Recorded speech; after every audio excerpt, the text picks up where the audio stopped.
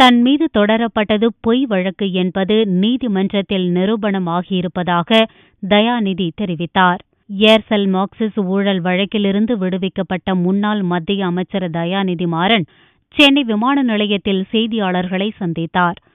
அப்போது 6 ஆண்டுகளுக்கு முன் தன் மீது வீண்பழி சுமத்தப்பட்டதால் மத்திய அமைச்சர் பதவியை ராஜினாமா செய்ததாக கூறிய அவர், ஆனால் அரசியல் ரீதியாக பழிவாங்கும் நோக்குடன் போடப்பட்ட பொய் வழக்கு என்பது நீதிமன்றத்தில் நிரூபணமாகியிருப்பதாகவும் கூறினார்.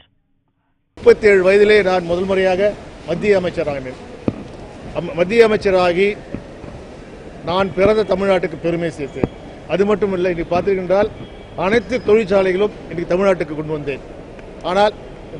ஆனால் அதை கெடுக்கின்ற வகையிலே நான் செய்த நல்ல காரியத்தெல்லாம் கெடுக்கின்ற வகையிலே போடப்பட்ட வழக்கு தான் அது. அதிலிருந்து வெற்றிகரமாக இன்று நாங்கள் மீண்டுள்ளோம்.